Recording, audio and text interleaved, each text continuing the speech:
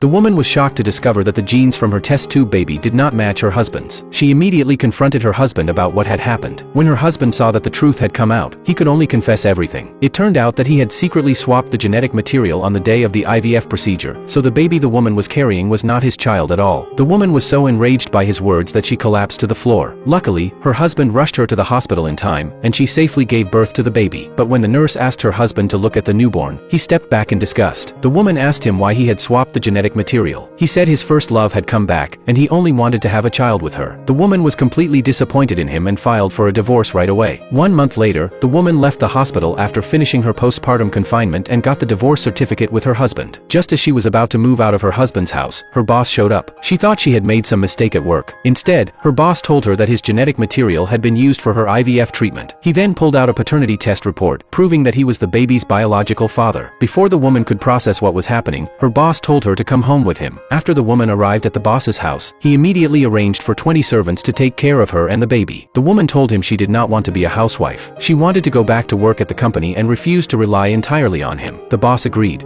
So when the woman returned to work after her maternity leave, the boss personally carried the baby into the company with him. The employees were all astonished. They never expected the cold-hearted CEO to have a child. Meanwhile, when the woman returned to her department, she discovered that her former husband's first love, Anna, had taken over her desk. A coworker whispered to her that Anna was the Secretary General's cousin. Ever since the woman had gone on maternity leave, the Secretary General had let Anna take over her workstation. The woman went to the Secretary General to ask for a new workstation, but the Secretary General said every workstation was occupied. He told her to sit wherever she could and assist whoever needed help from then on. The woman instantly understood what he meant. The Secretary General wanted her to run errands for everyone in the department. When Anna found out about this, she immediately ordered the woman to finish all her work documents for the day. Before Anna could finish speaking, the boss's special assistant walked over to the woman. He said the woman would be promoted to the boss's personal secretary and would work inside the boss's office from then on. The co-workers were happy for her, but Anna was extremely resentful. After the woman walked into the boss's office, she was surprised to find the nanny and the baby there as well. She asked the boss if he had made her his personal secretary only because she was the baby's mother. The boss denied it at once. He said she had always been the most outstanding employee in the secretarial department, and the promotion was well deserved. The woman officially became his personal secretary. Soon afterward, the company's executives came over for a meeting. Suddenly, the baby in the lounge burst into loud cries. The boss quickly sent the woman a message, telling her to go feed the baby. To his surprise, he sent the message to the company work group chat. All the employees were shocked and started speculating about the relationship between the boss and the woman. Feeling all the eyes on her, the woman was extremely embarrassed. She quickly stood up and explained that the boss had asked her to go feed the baby formula, then hurried toward the lounge.